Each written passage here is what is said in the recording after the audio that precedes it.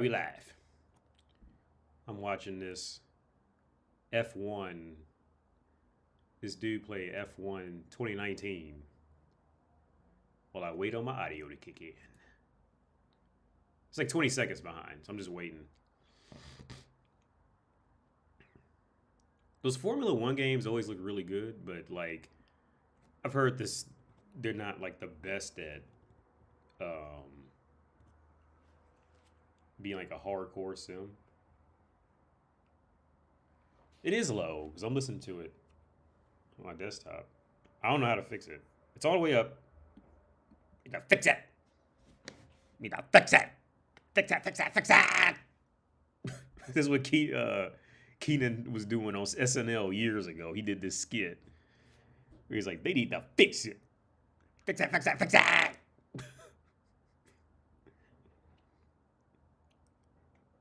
Now I hear myself saying, "Fix it. Fix it. Fix it."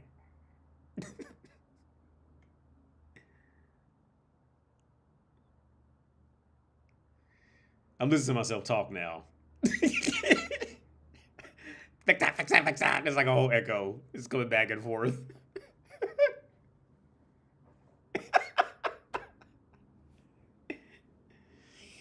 Wait, let me take this off. So I just got done teaching. And it was cool. It was alright. The hard part about now here's the other part about teaching that's like really wild. Like because when I'm teaching like adults.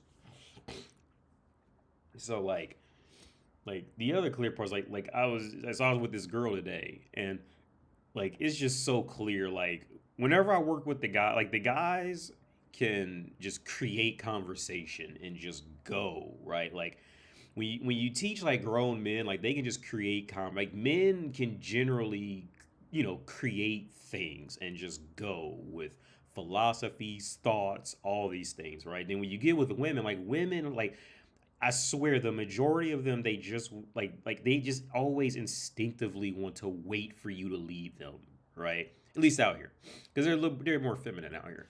But it's like they always and it's just such a jarring situation because they just sit there and just stare at you. Like they'll say like one sentence and just stare at you and wait for you to come up with something else to lead for like 10 minutes of talk, and then she'll just like come up with like one reply and just stare at you and smile. Like it's just so like women really don't get like how annoying that shit gets. But then it's like the other side of it. If they talk too much, then it's like fuck, like shut the because it's like when they do talk a lot, it's never of anything of actual importance. It's never anything interesting. Very rarely is it anything genuinely interesting that comes out their mouth. So it's like you just can't really win. So it's like the best way to deal with it is just deal with them as least as possible. Kind of thing. Like I said, either one, they just won't talk at all and can't, and just don't contribute anything of worth to the conversation. Or on the other side, it's like they'll talk, but like they'll fill up the whole space of talking, but say 99% bullshit the whole time. That's just worthless to the whole conversation. So it's like it's fuck, just like and they wonder why men don't like talking to them and shit. But yeah, he just went to the pit lane before he needs to fix it. What's up, Games Day? Can you do Nick Cannon interview? Yeah. I didn't see. Yeah, let me see if I can find it. Nick Cannon interview because I see a bunch of links. But that is Nick Cannon. Okay, I see. It was the first one. Family Dynamics. He's got these weird. I don't know. It looks like a photo. His head looks so funny in this clip. It looks like a photoshopped on head of him on like an AI picture of like Snoop Dogg. Like, this picture looks really weird. But I didn't even notice that was him. Dr. Cheyenne Bryant. She looks like an actress. I tell you what, let me open this right now and I'm going to put it up in I'm going to save it. Number one, or I'm using just so I don't forget. Yeah, them shoes gotta go, bruh. Them shoes is hit. Can y'all see that? Them shoes is hit. Them shoes, I don't care how much you pay for. Listen, Nicholas, I don't care how much you pay for them shoes. Them shoes could be worth more than a house. Them shoes are hit. All right. Women like things that they think that may be worth value, but them shoes gotta go. Just take them joints off and just throw them in a river and just forget you was even at the river. Just walk away. Just do it. Them shoes gotta go. I gotta roast this. I gotta roast those shoes. I could get with the pink suit shit. I could get with them shoes, bro. No, them shoes need to go straight to the dumpster. All right, just moonwalk, doing about however you got to get to the dumpster.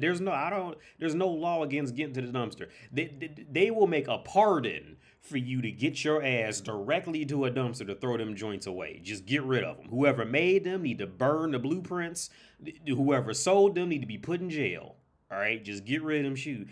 This is something that I think it's like people now. I'm not. Maybe he got the shoes for free. I don't know. Let's just look at these joints real quick. Now, so many people on Earth are, and I don't know. Maybe again, let's just give him the benefit of the doubt. Maybe he got the shoes for free. But even if he got the shoes for free, like you would have to pay.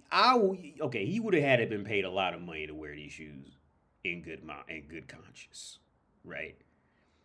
There's this dilemma going on right now where people just want to wear shit because it's expensive. All right. I'm not exactly sure where this really came from in modern times. I'm not really. Maybe it's this influx of social media. I don't know, but fuck no. Nicholas, what's his name? I forget his name now. Nicholas Cannon. Wherever these shoes are, look, tear up the ground that these shoes walked on and just burn the ground the shoes even touch. Throw these any evidence that these shits existed, just burn that shit. They're fucking ugly. All right. Period. Just sell them. Just get rid of them.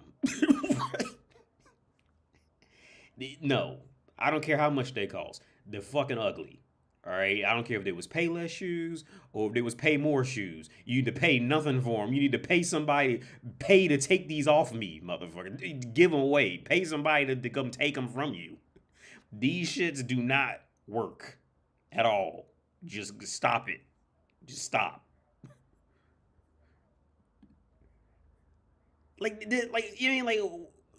Where did this fad? Because now I'm thinking, where did this fad of dress shoes with no socks? And okay, I can see some dress shoes with no socks in the summertime. Depending on how you wear it, it can work.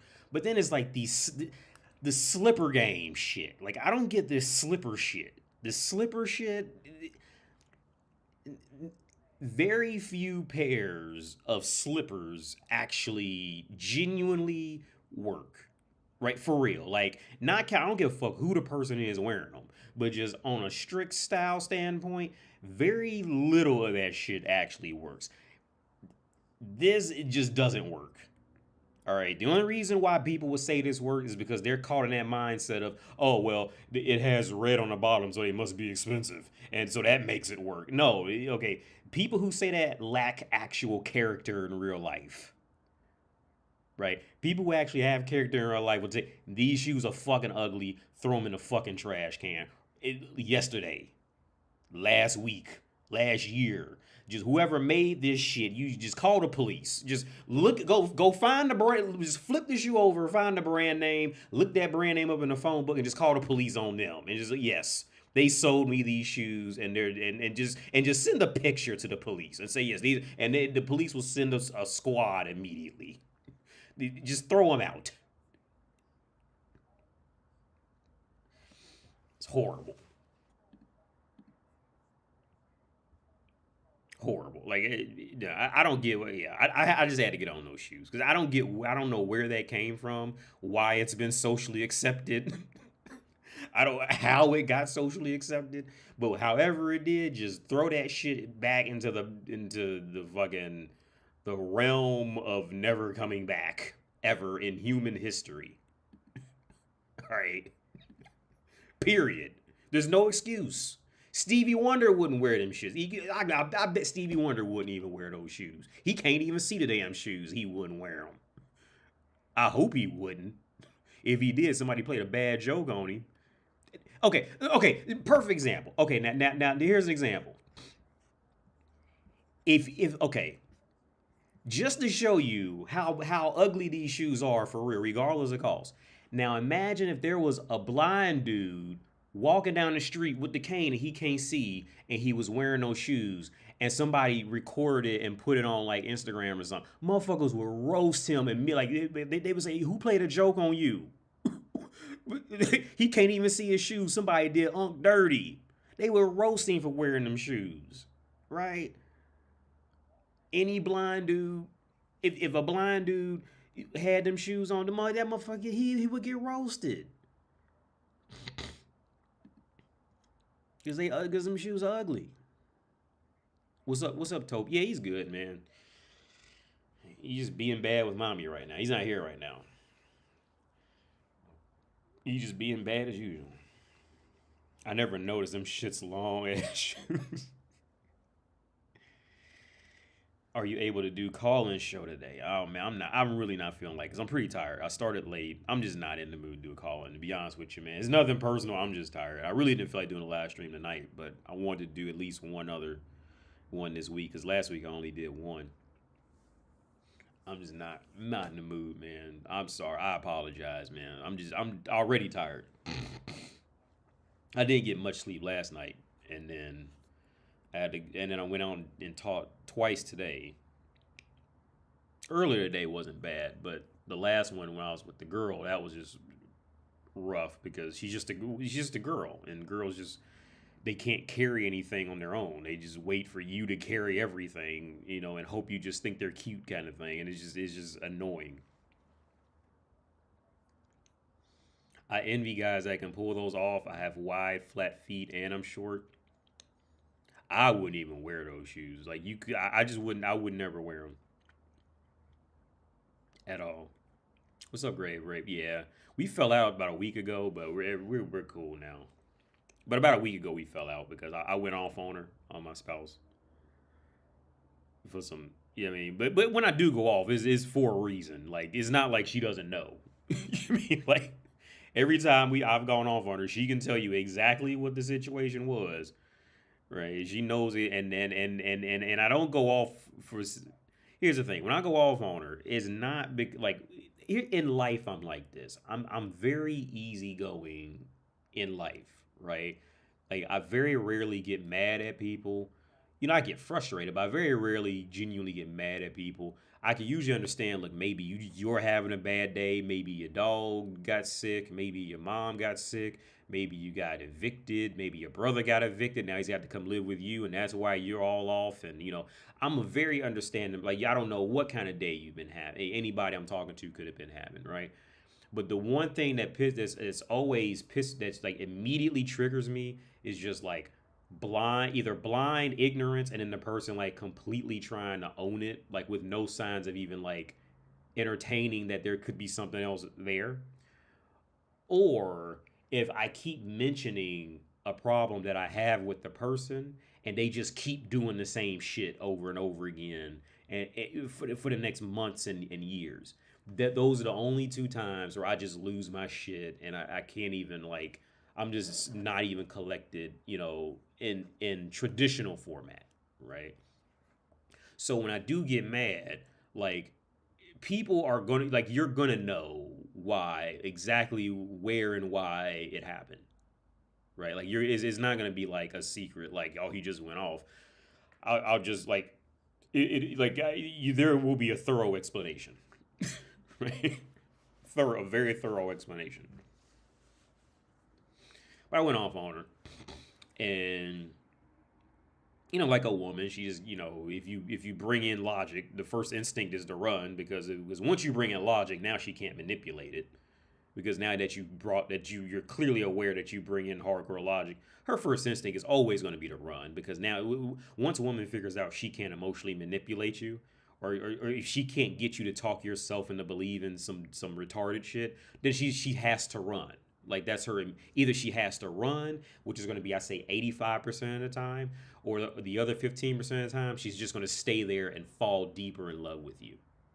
Right? It's usually one of the two. But I say most of the time she's just going to run. Right? That's just how it works.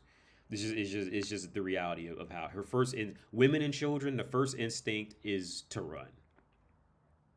So they can go somewhere, try to find some logic to come back with, but they won't because they're women and children, right? And they just hope you just kind of forget about it.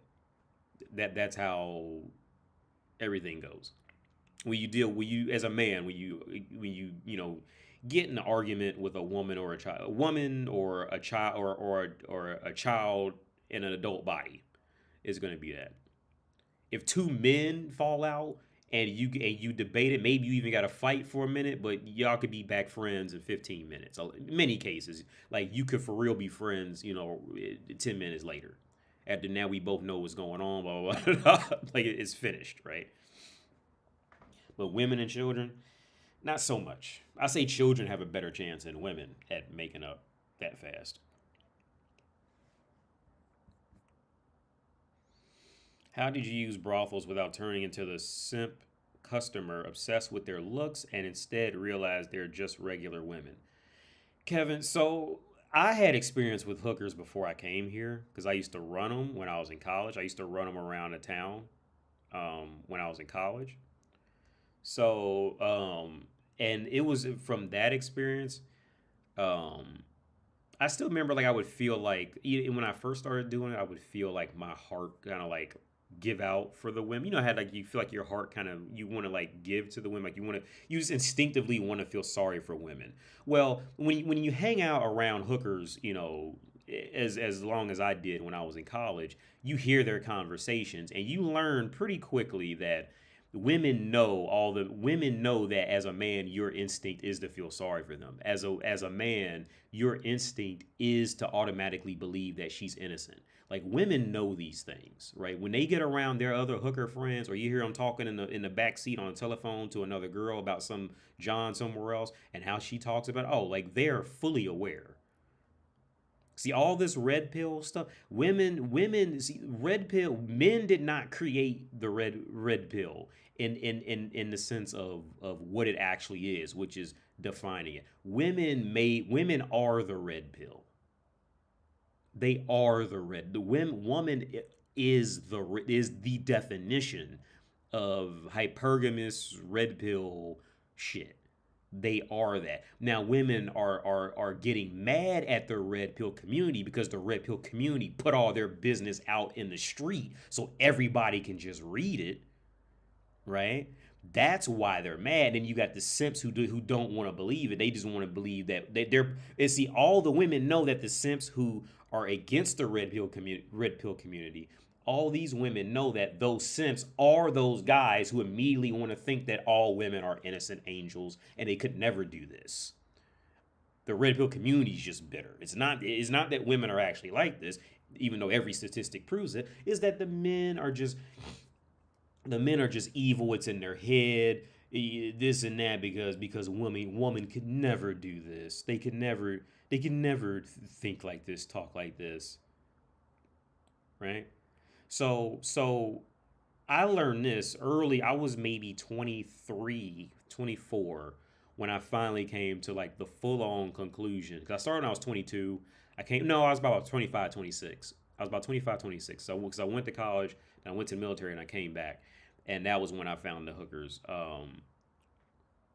And I learned you learn pretty quickly if you just go hang out with women and then and hang out with them in their environments, in their comfort zones when they could talk about life on an unfiltered level. Like you learn really quick that they're women are horrible people at the core. They just learn how to mask it and hide it and hope that men talk themselves into believing whatever will work in their benefit.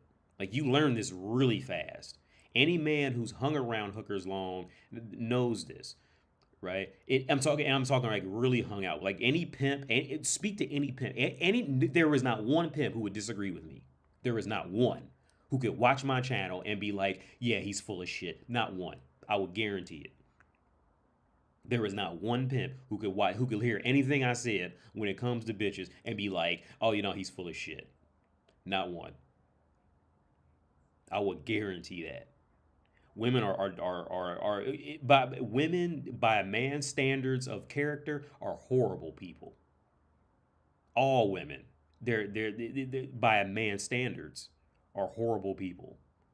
And the thing is like they can't even help it because it's just their nature to be like that, right? So in the end, men like Al Bundy said, in the end, men we're just all we're left with is our optimism that women could possibly become decent people. We're just optimistic. That's why we keep them alive. That's why we deal with them.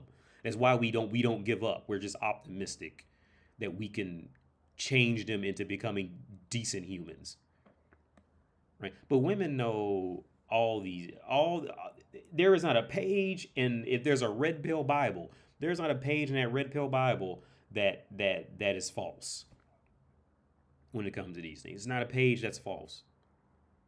I would assume. I'm just making it up, but I would assume it. But from everything I've heard, by the time they've come to these conclusions, there's not a part in it that's false.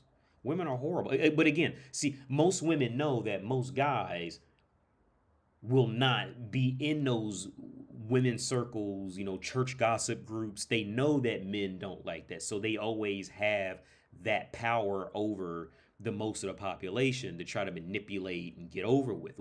Every woman knows. Now, you'll find women, and they'll sit up and swear they don't know this, but they do. Every woman does. Every woman does. Women think older women are disgusting until they get older. Now you're not supposed to ask them their age. If the woman is skinny and attractive, she thinks fat women are disgusting until she gets fat and disgusting. Now you can't mention her weight, right? The women are just horrible people. They're just terrible people, right? And so I had learned a lot about women's nature in that time period on my own, just running them, hanging out with them, for years. So by the time I had come to by the time I had come to Czech Republic and I had seen Show Park, well, it was definitely a step up in physical quality. But but the core mechanics are still there. The core mechanics are mostly still there. I would say it's the same difference. It's the same difference as messing with like an American car versus a European car. You might have to use some slightly different tools. You might need the metric system and tools now. Versus for some of the tools you might need you might need like slightly different things, but they all still have exhaust manifolds, gaskets, pistons, rods, spark plugs. They all still gonna have the same, and it's gonna work, and they're gonna need some type of combustion mixture with air. You're gonna need some kind of a starter. It's all gonna be the same core mechanics. So by the time I had come here, I had I had run around with the hooker so long in Dayton, Ohio. I Even though they did look, considerably better, I just couldn't fall for that to become a simp. I had just seen and heard too much. I had seen and heard too much. I would say the slightly shocking part was to see like women you only see in music videos and they're doing all the same shit. Like the women who you can't even imagine getting in like these Euro music videos where the girl, where these white women are walking around being beautiful and all this. In America, those girls are just dreams. You can't even imagine getting women like that in North America. So the shocking part was more seeing girls built like the women you only see in music videos doing the same shit that heroin addicts were doing down on West and Third in Dayton, Ohio. They're all the same shit, right? let me show you. I'm thinking of one. If I can remember the actual name of it, but it should come up pretty quickly since I'm in Europe. Oh, P Diddy got indicted. He got indicted. I actually didn't know how to pronounce that word until recently, to be honest. Uh, what am I looking for? Was it?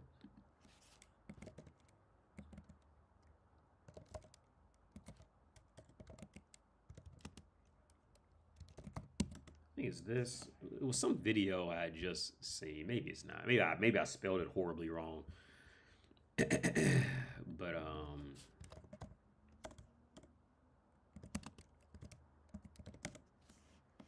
since I'm in Europe, let's see what pops up. Who was Sabrina Carpenter? I keep seeing that name. I can't think of like a Euro dance music video. Because when I'm not looking for them, they like okay, like girls like this. Yeah. So let's say like a girl like that. See, girls like this, and that's probably an AI generated image, but it would be nothing for you to find a hooker who looks like that, who's fucking for. It would be relatively easy to. That girl in Europe will be fucking for $60, $70. Now in America, you could never find you'd be lucky, extremely lucky to find a girl like that who you can find fucking for $50, $60. If you like going to a show, like you can find a girl like that in Show Park probably right now because it's 8 p.m. Probably right now on a Wednesday. There's probably about 3 or 4 girls either looking like that or that quality, walking around in high heels and a thong, or sitting down in a stool in front of her little, her little fuck office, waiting for you to come talk to her. So that was the bigger shock for me, was seeing, just this, because in America we just, these women are reserved for people to ready to spend thousands, right? In America, it's far more difficult to get this physical quality woman, you know the fuck that fast for money, right? For that amount of money. So that was really the only bigger shock to me. But outside of that, it's the same mechanics, same thing. They're horrible people. All they gotta do is stand there and wait for some guy to come up and and ask to fuck them. Only they're doing it for much lesser money, but it's the same theory. Um, so by the time I had come here, I had already knew the I was already an auto mechanic, right? So you can't charge me $500 for oil change anymore, right? Because I'm an auto mechanic now. Or I know how cars are built, right? You can't get away with charging me $400 for a new battery. You can't. I'm just not gonna fall for that anymore. I know what the magic is now because I was hanging around it long enough. Now, I will say this. Um, Out of all the guys I've ever known to work in a brothel, like in management, something like this, out of all the men I've ever known to work there, every one of those guys ended up either becoming cucked or they just turned to the biggest simps. Everyone. There was not one who didn't sit around with his heart broke and was thinking about killing himself and all. Everyone, which is a weird situation because you would think that the guys who worked in there would be above that, but no, no. Every guy I've ever known who's worked in there, the stories come out later, and the dudes would they had a girlfriend in real life, and the girlfriend left them, and they just be just. You would think that the men here would handle the breakup better with the quality of woman here since they're surrounded by it, but they're actually I would say equal, if not in some cases even worse than American guys with it. I would say. I would say. Now, in terms of like going out and just hanging out with bitches and like meeting them and talking to them, I think they're far ahead of American men or Western men. But when it comes to the breakup period, I think they handle it a bit worse. I Very few guys who I've ever known who left women who were check, or I'm sorry, or like the relationship broke apart. I can't even think of one who handled it, with dignity. Like when I left my ex-wife. I just like drove off on her in the rain, and she came chasing after me, probably cussing me out in check. I just drove off on her and went to Chescaliba, right, right. And her ex he's a dude from the UK, so he handled it. Well, he was a little fucked up, but he was better than any Czech guy I've ever seen handle a breakup. But yeah, to turn the simp thing again, like I was already a mechanic by the time I came here, so the magic and the mysticism of auto work just wasn't. You can't get me to fall for for getting ripped off like that. I still say this woman's pussy, even though she's AI, probably AI generated. This woman is not worth any more. Okay, she's just some regular old hoe. Let's just say this girl's real, right? This is just some regular old bitch. Just you mean she's just skinny and got some makeup. This bitch is not worth any more than $200. And I'm talking as a hooker, being dressed up, clean, with a good attitude, and ready to fuck.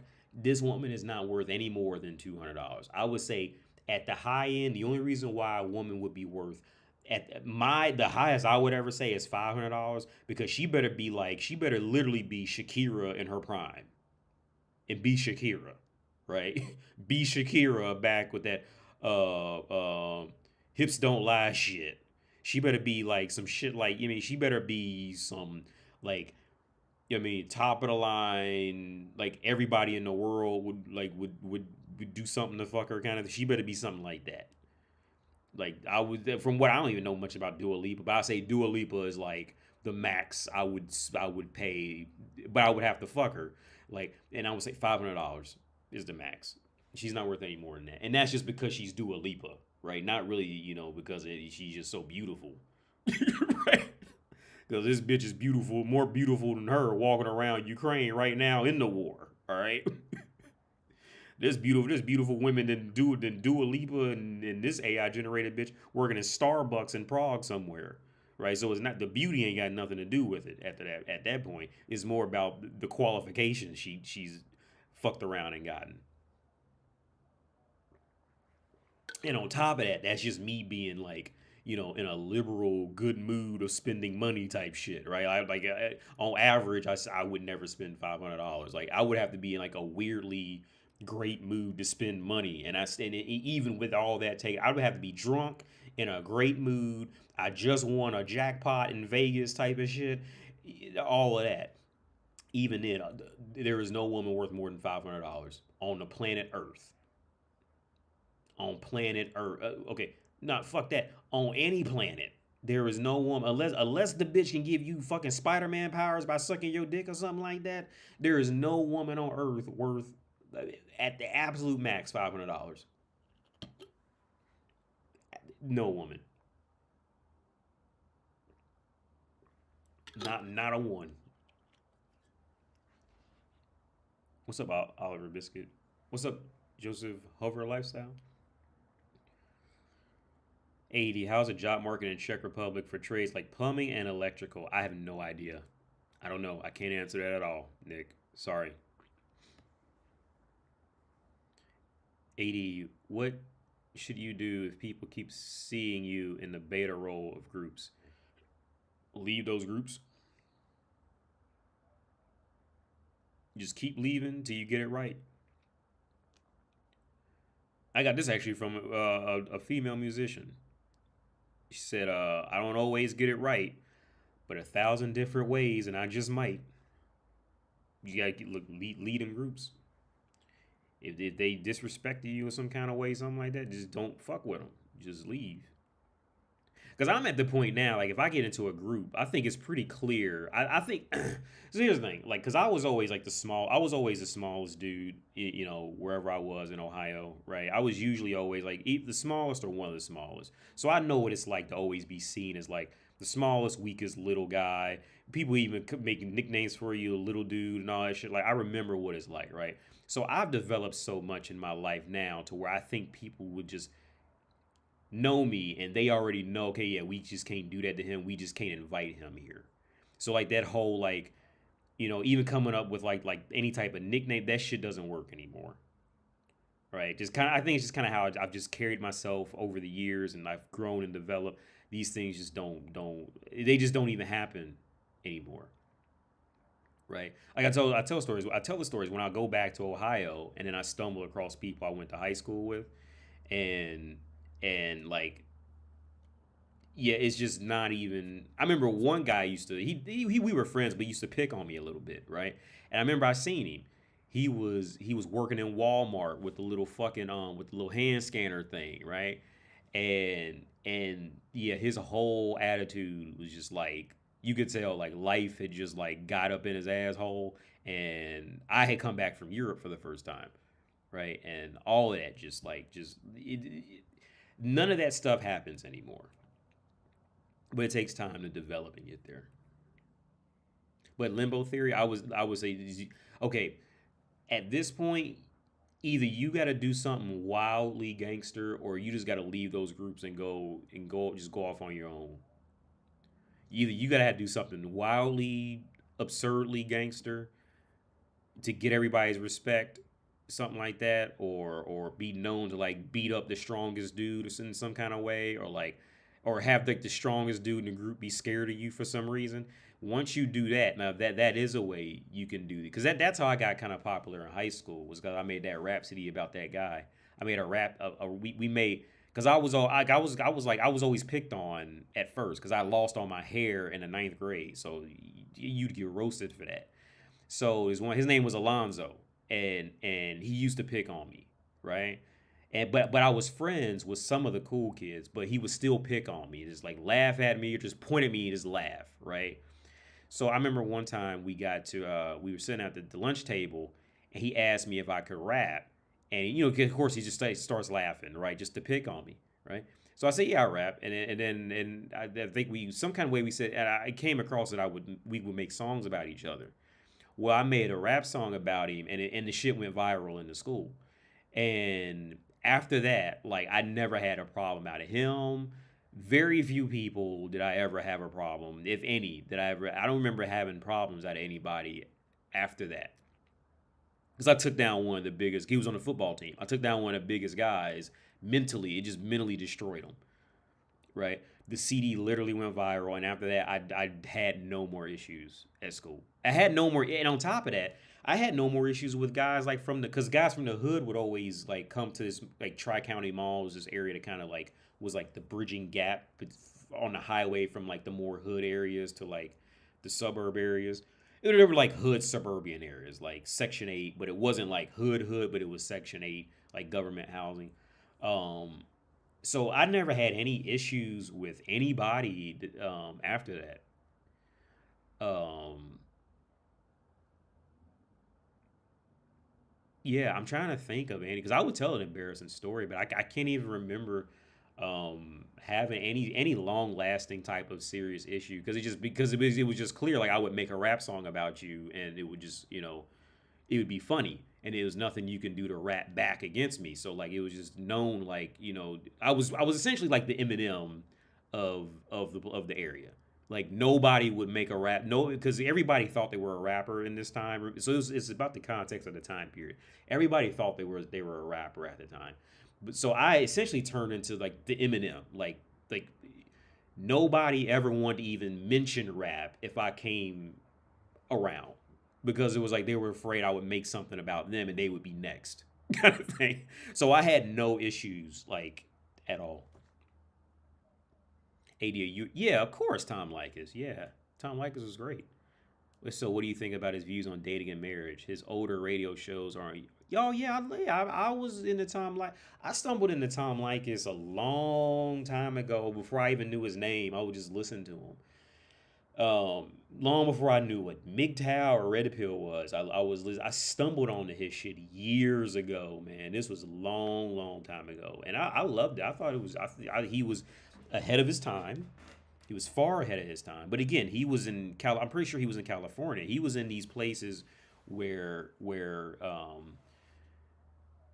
in these bigger cities, people don't when money gets tight, people don't have time to play these oh you're a misogynist game and we got to cancel you and all. See that's a new thing. The whole we're going to cancel misogynists and all this shit in like richer American countries. That's more of a new thing that just happened over the last I'd say maybe 5 6ish years from how I'm seeing it, maybe a little older, but that's relatively a new thing. Before that, there was no such thing as misogyny. You didn't even know how to spell the word. 10 years ago. Nobody did. Feminism was like, feminism was like, I'll put, feminism was like computer programming. Like they were these just mystical things everybody kind of heard of, but nobody really knew anything about. Man, woman, doesn't matter, right? I will put both of those in the same boat. Well, I would say computer programming probably about 15, 20 years ago, but it was the same kind of boat. Like nobody, knew what any of this shit was. Every now and then you hear somebody say they were a feminist, but you didn't know, but all you knew was feminists were crazy. That's all you really knew, you know? Like it was just wasn't, or they just get made fun of, it was that thing, but nobody really knew what it was, and it just kind of took off. But yeah, Tom Likas, he was able to do that in a time period where, of course, obviously he didn't get canceled because he was on the radio doing it, and two, it was a different time period where it was okay to say like fag on TV or in a rap song. It was okay to be a little more open with just genuine thoughts and feelings, right, about things. And of course it caused confusion too, because like South Park, explained. There's a difference between a fag and making some fun of somebody because they're gay. There's two big differences. And then it's like how you're making fun of a person because they're gay. There's many different, for people who grew up in that time period, there's big differences in that. And South Park did a great job at explaining it. And they did it very fast too. But yeah, of course, Tom Likas was great. Yeah, he was far ahead of his time. And I loved him because he was honest. He knew he was not the best looking dude, and he went out and he told stories about how I think his ex girlfriend or ex wife like just left him cold, and I think left him with nothing, and he went out and made his own way in the world, and now he started fucking beautiful bitches, and telling the story. Now, who knows if he actually did, but I wouldn't put it past him. He was far ahead of his time. Tom Likas was far ahead of his time, especially on the way he was going about it. I'm sure there was others that we just probably never heard of for one reason or another, but Tom Likas was the one that we got out of all that time period, and I think he was far ahead of his time. And he was great. Tom Likas is anti-marriage. I mean, I think most people with any common sense would be anti-marriage. Most men, most women. Oh, of course, most women want to get married. It's in every woman's benefit to get married. But most men with any common sense would be anti-marriage. There's no reason why I'd ever want to get married again, unless I was trying to get a green card or something like that. That's the only reason why I would say there's a reason to get married, especially as a man. There's no reason outside of that. There's no benefit for a man to get married. The benefits that you do get aren't worth it for all the trouble you're gonna have to put up with that woman if she just feels like her attitude changed in 0.5 seconds. It's not worth all the hassle, in my opinion. Let's start this video because it's already 8:30. I'm gonna start this video. Let's continue with Britney Renner. Man, number one, that's wrong. Number two, you're sending a mixed message. Stay committed to what you want. Most importantly, number 5, accountability. Ooh. I analyzed my behavior and what parts of me resonated with these men I deemed problematic. I'm here to tell you that the call is coming from inside the house, and it's time to pick up. First of all, hi. People are so quick to say, if you were smart, you could have. If I were you, I would have. If you were me, you'd be no different than you are now, which is utterly forgettable, just in my body.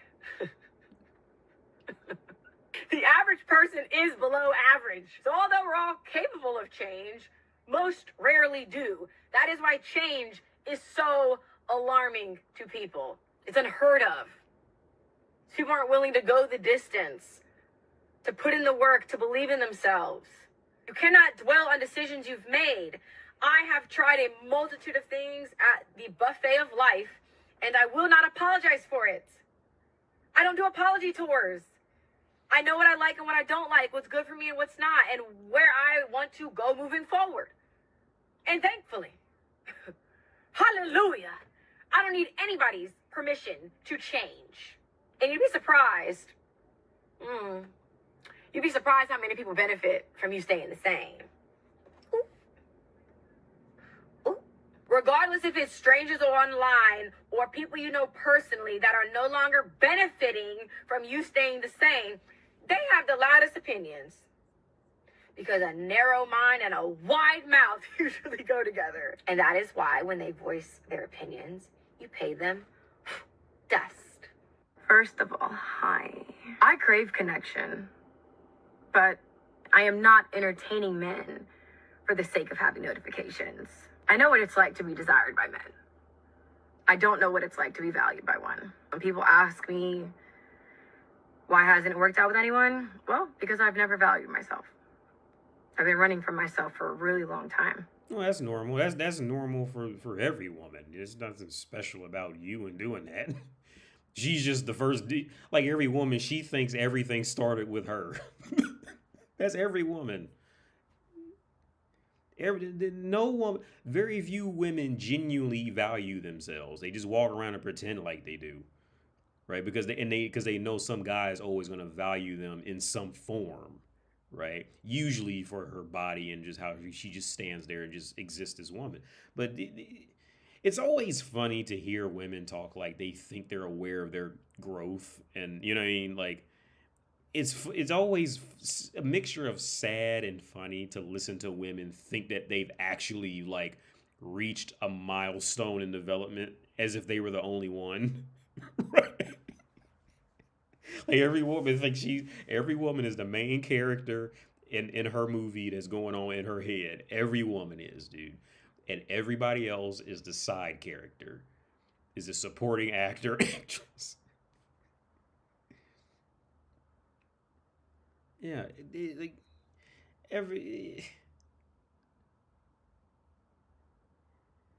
because if she has courage, she would go off to admit that she's not an interesting person to be around. If there are women who fully acknowledge it, and I respect those women who at least acknowledge the reality. There's nothing actually interesting about the vast majority of women you're going to come across in life. There's nothing very interesting about them. The interest is in you thinking they're interesting, and then they just look like a fuckable woman. And every woman knows it. Every woman knows it. And I'm no longer drinking it away, eating it away, sleeping it away, fucking it away. I'm sitting with my shit. I was entertaining conversations with men I knew I would never take seriously because the validation. I felt like it validated me. Yep. Single, I'm alone, but I'm not really. I have people on my phone. Mm-hmm. But I never needed anything outside of me to validate me. But until you're ready to get that honest with yourself, you'll keep looping back until you do something different. You're really only holding yourself back and prolonging the inevitable, which is you having these difficult conversations with yourself. You don't believe in love. You're desperate. You don't think you can do any better. Ultimately, you feel like it's what you deserve. Anything you attract from a disempowered state won't last. That's a feel-good life quote. And you deserve all the things that you deeply desire. But your actions have to align with your beliefs. Update on my vagina. Since so many of you have your fucking nose in it all the time. Yeah, I'm just joking. You see, that's why I hate when people are like, I'm just joking. Because there's always truth in jest. I wasn't joking. A lot of you have your nose in my vagina. I was actually being serious. Anyways, I got the copper IUD today. Won't trap me! Oh, what no? You hand me the ring. No plan, engagement, nothing. A man wants me to push a baby out this power portal. You're gonna have to get on one knee, motherfucker. Oh yeah, now we hit that. Now, we've hit that phase of if a man wants me, he's gonna have to propose to me. Now I think she said she's 30, 32 or something like that. She's hit that age pretty early. I would say, yeah. She's officially hit that age a little early. She's been ran through pretty hard. She's finally hit that stage. If he wants this, he got to get down on one knee. Why don't he want to take care of my baby? What happened to that baby? Where'd the baby go? Baby's with her parents. That's where that baby went. I would guarantee you that. Because she has a little too much energy. For somebody to be a single mom like that, she has a little too much energy to be a mom, right? For those of you who have kids, or you know women who have kids, especially when they small like that, she's got a little too much extra free time and energy to be mommy, right? She's a little too much, and then talking about these topics, she's got a little bit too much energy. I mean, I'm daddy, and I'm not even dealing with all this shit, and I'm tired. Right? I'm barely struggling to do live streams. She's sitting up fully energized, dolled up, hair done, nails done, sitting in front of a camera in her fucking car, full of energy. That shit ain't adding up. Period. That math, MAF, is not adding up. Where's that baby at? That's my first and foremost question.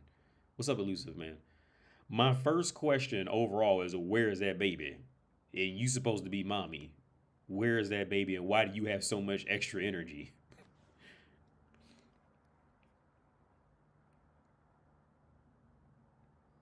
Parody account, yeah. I'm gonna turn it off in a minute because I just can't really listen to her too much longer.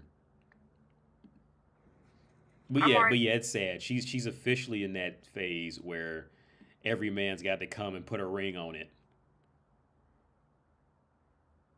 Every man's in that phase. Every man. She's in that phase where every man now has to come in there and be serious, because she's done DM 9,000 guys over the last 2 weeks, and now the high of just getting random attention from random men is dying off. So now she's living in this fantasy in her head that she's valuable for marriage, and so now she thinks she can just walk around and just say all types of wild shit on why men should just bow down on one knee to get to her pussy, because she's misplaced her sense of values from guys just wanting to fuck her ass, from guys who would actually want to sit down and exist in a room with her without sex being involved. Okay. There's a reason why the last dude ain't there. There's a reason why she's still single now, and there's a reason why she'll be forever single for the rest of her for the vast majority of the rest of her life. There's always going to be a fool. There's always going to be a fool out there who is just, he's a fool.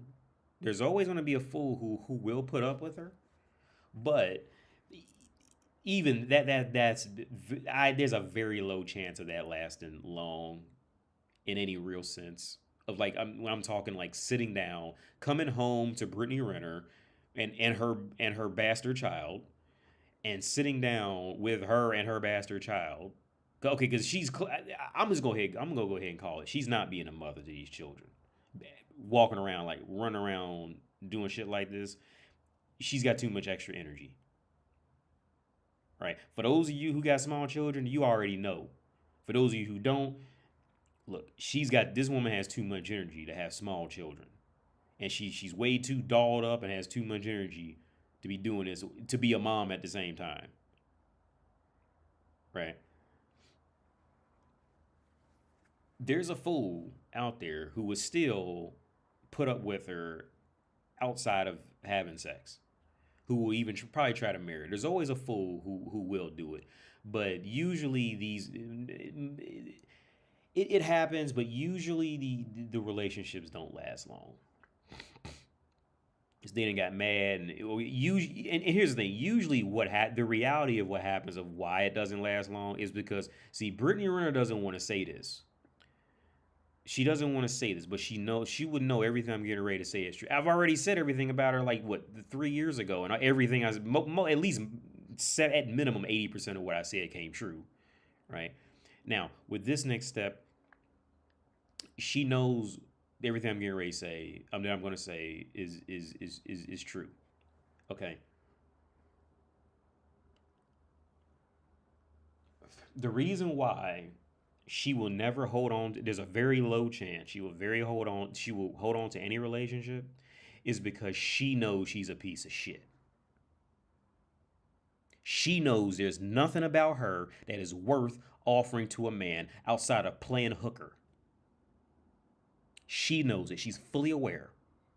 Her sisters know it. Her aunts know it. Her family knows it. It hurts, but it's the truth. There's nothing about her that is of any value outside of standing up waiting to get fucked. Period. So, what does that mean? What this means is when she does hits up on these random guys on YouTube or whatever app she's on, or meet some guy at some party when she figures out he has some money, right? And then she decides she thinks she wants to play housewife or just wife, or she found a man who will sit down and put a ring on it. When she does find this fool who will do it, her conscience is going to start working at her. She's going to start fucking up her own self in her head because she knows there is nothing about her that is worth being treated that well. Right? So what is she going to do? She's going to sabotage shit, start arguments, start ghosting the dude, disappearing, having mental breakdowns out of nowhere because she knows it, because at this point it will be 100% clear that she knows she's a piece of shit and she doesn't deserve that guy. And the sad part is okay, if the guy didn't wake up first and just run away, if he actually sticks in there and tries to make it work, the sad part is that guy usually has no idea. But by the time he's even entertained Britney Renner for too long, he's got to be a certain level of dumb. So he's not going to have any idea, right? And he's going to end up heartbroken, trying to figure out what happened. He's trying to be a good guy. Oh, but I fed your daughter. I don't know if he has a daughter or son, but I fed your baby and I bought your baby a bike and all this. Like, why? I'm trying to make a perfect family. Why aren't you coming back home? Blah, blah. And she's going to run away and hide. The reason why she's going to run away and hide, just like every hussy before her did too, is because she knows she's awful. She knows that there's nothing valuable about her outside of playing prostitute. So there's no spot. She will never be comfortable genuinely being somebody's actual wife. When I say actual wife, I'm not talking of just getting the title of Mrs., right, and changing your last name. I'm talking the title of wife, to be able to just sit down in a fucking room and just exist with a partner without starting any drama, having to resort to fucking, just literally just sitting down in a room with somebody and be two people. She can't do it. I don't even gotta know the bitch in real life. I can tell you, I already know she can't do it.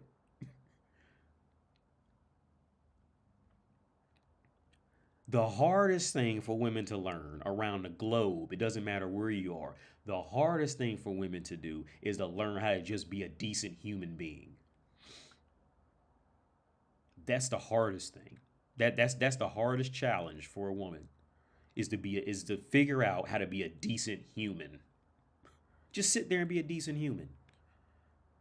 Don't get nervous and now you doing dishes out of being nervous because you don't know if you're boring or not. No, just sit. Just learn. You know how men, we can just sit down on the couch like Al Bundy with our hand down our pants. Men can literally just go to BW3s and just sit there all day and be polite to a waiter or waitress that comes along and just eat our chicken wings and just be a decent fucking human that just chills. We don't have to think about drama. We don't have to call up somebody to start an argument. We don't have to compare our clothes to somebody else's clothes. As men, we can go to the fucking bar and just put one hand halfway down our pants and just sit back and just chill. And other men will see this dude with his hand down his pants, they'd be like, well, that's a little weird. He got his hand down his pants in public, but he's chilling. So leave him alone. And let him just sit there and exist as a human. Women can't do that. Women have to go to school to learn how to be like that. Bitches have to go to etiquette school to learn how to just exist. I mean, they need etiquette. That's what etiquette school is for women. how to just exist and how to just exist in a decent way, in a feminine, decent way. 'Cause I tell you right now, don't nobody care. Don't nobody give a fuck about the difference between a dessert fork and a dinner fork. All right, they want you to sit there and just exist, shut the fuck up, and smile, and look like you can figure out how to combine soap and water in a bathtub. That's all people want out of women, and they can't even do that. They got to pay $3,000 to figure that out. Because they're dumb as fuck, dude. They're horrible. She knows it. I'm not saying, here's the thing. She could be mad at me for saying that, but I'm not saying anything she doesn't already know. I'm not saying there's not a word that came out of my mouth in that 10-minute rant. There's something that she doesn't already, that any woman on earth doesn't already know. She'll get mad because she thinks that men aren't supposed to know these things, and her business, her secret has been exposed. Like the red pill. Women know all that red pill shit is true. There's no arguing it. You look throughout human history, it's always the same shit. Why are women mad? Because the red pill put all the women's secrets out in the street. All they secret games they playing and why they're doing it, the red pill put all their business out in the street. And they don't got anything else after that. All they had to rely on was dressing up as cute as possible and manipulating men to survive. It's what woman has done for the last 300,000 years to survive. Figuring out how she can fit in under a man.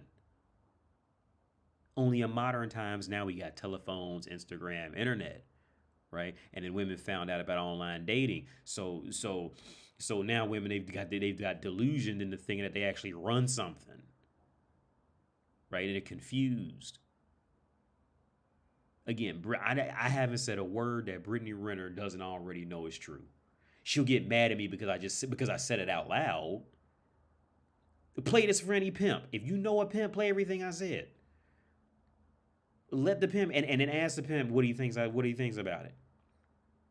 He might not like my swagger or style, but he can't say that I'm full of shit. For the last 300,000 years, this is what woman has done. Manipulate to survive underneath man. That's it.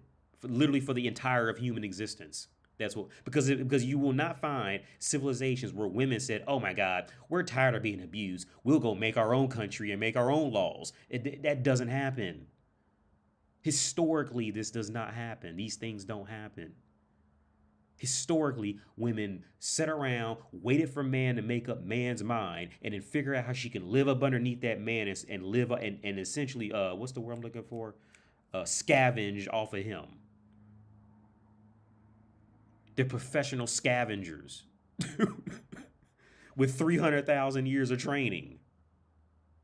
All right? They can just dress up and look cute, and then now they talk men into believing that there's something more than that in the last, 10 years. They've tricked men into thinking that they're more than just fucking cockroaches of the human ladder. They've tricked men into believing this shit. Right? But over the last 300,000 years, why has there never been a fully functional women-only society? Why is this? If there was, it was being funded by men.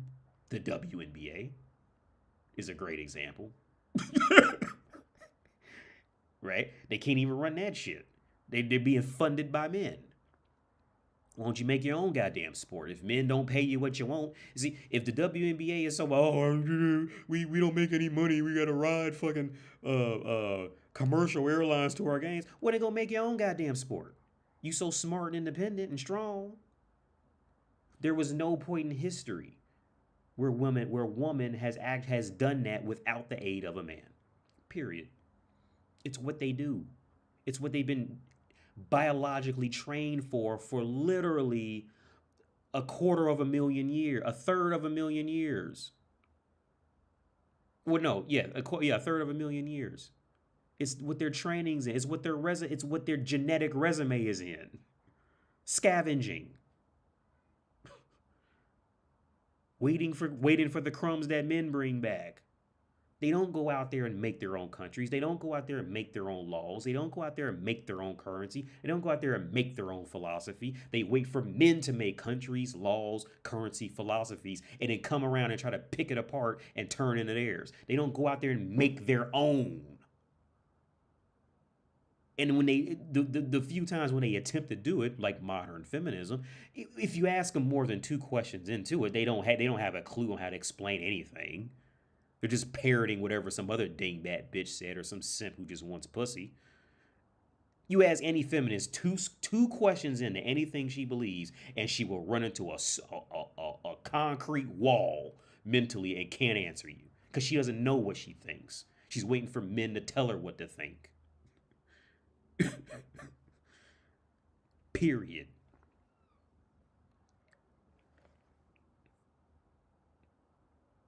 This rant would get you canceled 10 times over in the UK.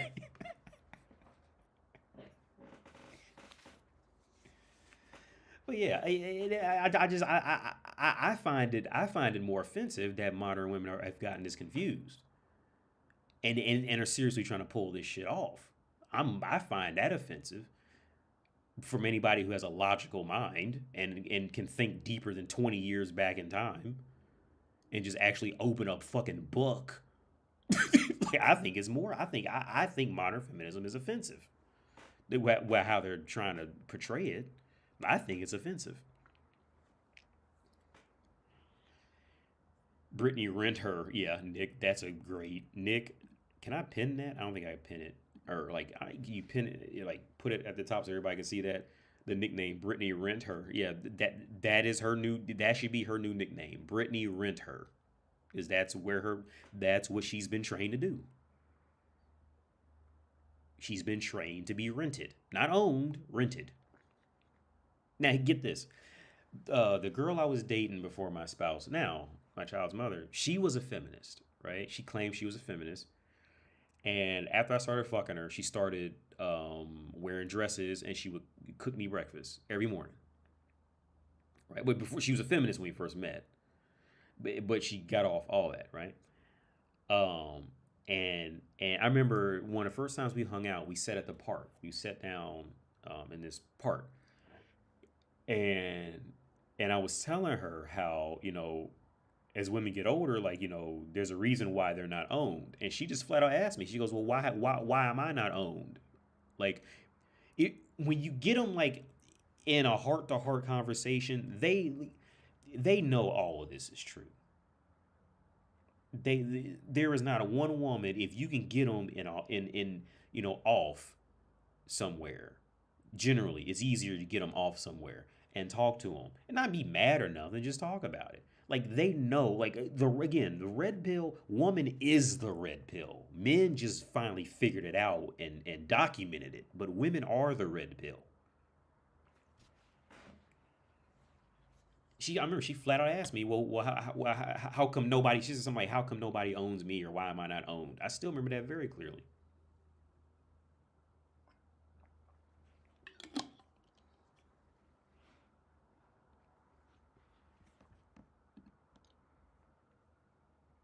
But yeah, I'm already manifesting that my husband be on his way. Yeah, she's officially, this is sad, man. She's hit that point of, I need a husband. She's hit that point. And like I said yesterday, I'm gonna leave her after this to go to the Nick Cannon in them shoes. But um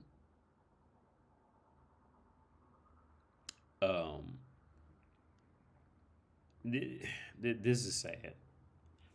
Here's the thing. It's never going to get better because she's a woman. Her best years are gone. She still looks good, but her best years are her best years are gone. And they will never come back. Um, and like I said yesterday, the best thing that can happen to her is the best thing that can happen to her would be suffer some kind of disfiguration to shut her the fuck up and humble her, or at least I think weight gain may or may not humble her. She might just double down on being ridiculous. But I think like she and I don't wish her any pain, but I think what would be best for her would be to suffer some type of amputation or like, suffer a burn mark on her face, like some type of third degree burn, or get suffer some type of disease where like she walks with a real bad limp, something like this, something that she can't hide makeup with. She can't hide with makeup, and she has to just walk. She has to just exist and be like that now. Something that's clearly disfigurable, so that'll slow her down. Because then once she becomes humble, then she'll be actually open to try to like, try to grow stronger with actual character behind it now, right? But until that, the worst thing for her is to stay physically healthy, and the worst thing for her is going to be to stay physically healthy. I'll just end it with that. Because as long as she stays physically healthy, she's not gonna stop being like this. Weight gain, she could double like Vivica Fox. She could turn to Vivica Fox, how she blew up, and Vivica Fox just doubled down on it even harder. And yeah, and that's just complete delusion. She's like 60 or something like that, and yeah, no, the best pictures look rough. But Vivica Fox has some regular pictures up at her age, and they was she's beat, she's done, she's beaten into the ground. She's so like weight gain can do it, and with American women, it's pretty much. I think the weight. I think here's the thing: if she was in Europe, I think it would humble her a bit more if she were to gain weight. But in America, where they've normalized fat bitches, she'll fuck around. I think yeah, she'll probably just double down on being ridiculous. I seen this Instagram post of this. Let me see if I can find it. It was this fat black woman with a see if I can find it. It was this fat black woman being a mermaid. It just looks so awful. Fat black mermaids. What a tick torque. That's what Ron Burgundy calls it. Tick torque. And she thought she was cute too.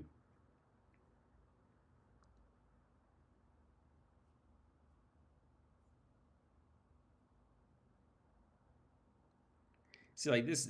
Oh god, I just don't even want to watch this shit. It's just ridiculous. That's retarded. But yeah, Brittany Renner, she's just going. She's the other. She's just the next one. She's just the next one, and it's just really sad and depressing to watch. Now from Brittany Renner's perspective, because again, women don't really know what makes them attractive. They really like they know, but they don't know, right? So from her perspective, as long as she keeps getting guys hopping in her DMs, or her online dating is filled with matches, she's gonna think that she's always the 23-year-old Brittany Renner, right? And she's gonna double down on the attitude because she's gonna think I'm the one who finally made it. I'm the woman who defied age and still has plenty of men interested in me. So I'm still the shit. I'm a superstar. I've made it.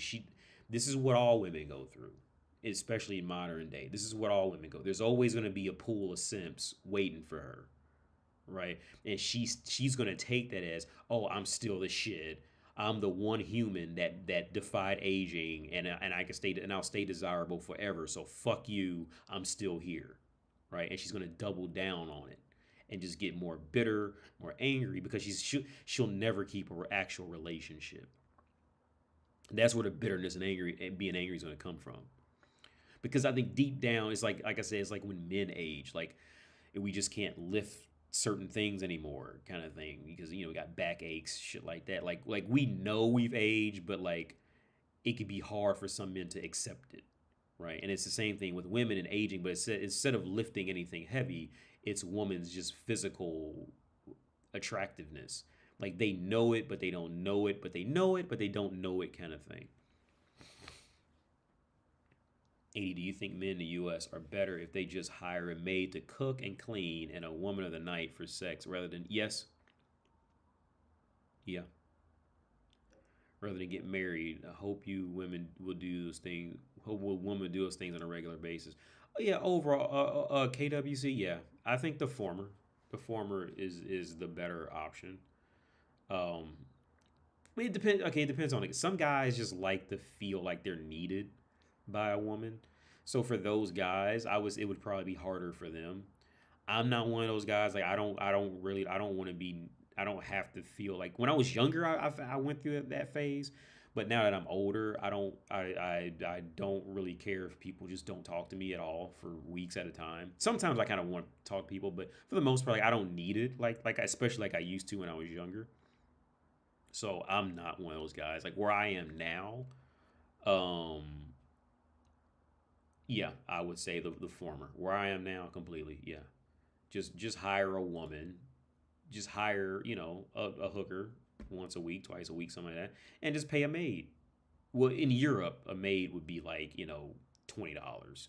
In America, maids or cleaning people are expensive. They're like in the hundreds. I showed my girlfriend this on the websites because I showed her the house cleaner websites in America, and they're all charging like 150, $200, and she just couldn't believe it because in Czech Republic you can get a cleaning person for like 40 bucks.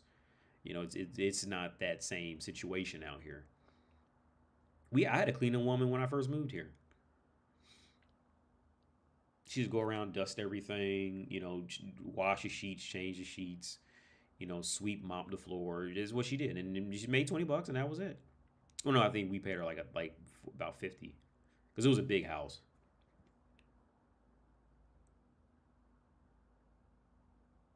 It's still funny you predicted how Billie Eilish would act and dress when she started getting attention from men. Oh yeah, you gonna see her tits. Yeah, I don't keep up with her, but yeah. Well, once she figured out she was attractive, once she figured out men wanted to juggle her tits around, oh, that's gonna be it. That's it for that. It's gonna be all about sex now. Sex and and can you see my body? Can you see my body? Look at my body. Let's look her up real fast. Because I don't keep up with her. I like the Bury a Friend. I really like. I remember I was in I had flown back to the U.S. and I was in Jacksonville, Florida when I first seen the Bury a Friend music video, and I fell in love with that video. I thought it was hot. The lyrics, the way it was made, everything. I loved Bury a Friend. I loved the video. I thought it was great. I loved it so much I started listening to her other music on the album and listened to it. Um, oh, it was great. I didn't even know really I didn't really even know what she looked like. I just remember the lyric. It went what do you want from me? What, like, why do you care for me? Why are you there for me? I'm like, because he wants to fuck you, Billy. That's why he's there for you and care for you. Well, let's look at the lyrics real fast.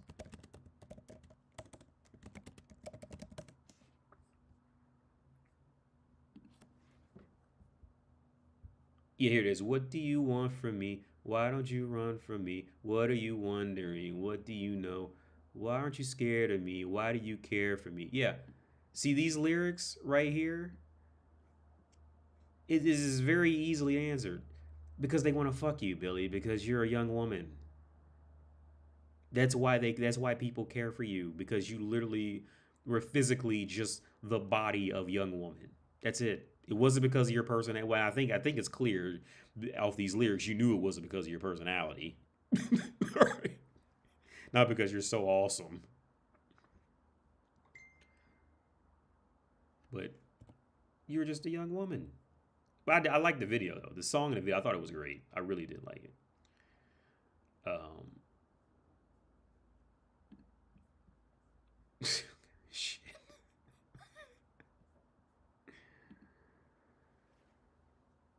But yeah. Oh yeah, I wanted to look her up lately. So let's look her up.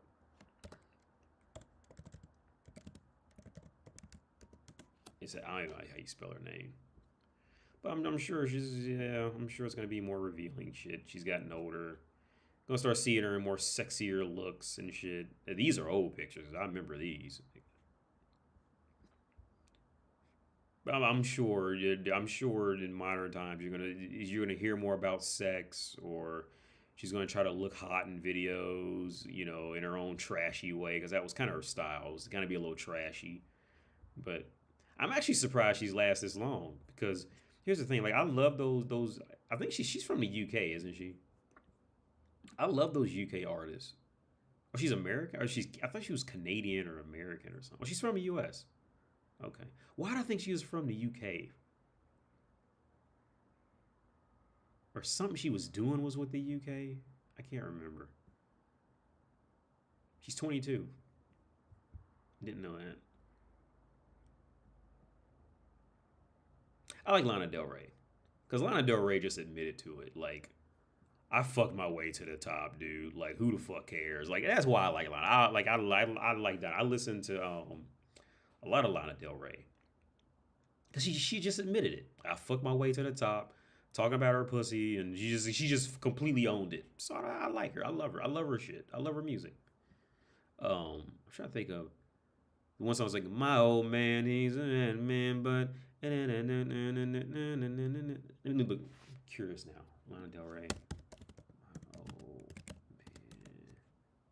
Off to the Races. Yeah.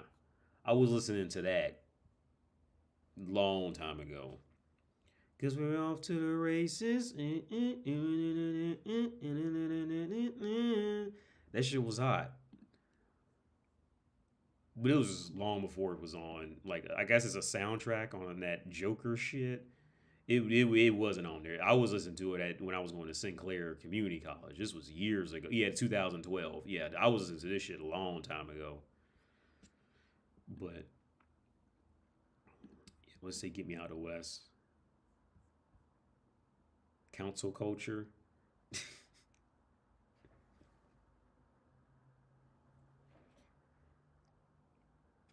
Yeah. Have you read The Manipulated Man by Esther? I don't think I have. I don't think I have. But yeah, let's start this video. Number one. And so that's kind of how life is going to life with me, because that kid won't know how to process the reality of what life does. Even when you reach the pinnacle of life and you get titles and success and all that. Look, that uphill climb is a mug, boy. And that uphill climb. Is she wearing a spray-on tan on her face? What?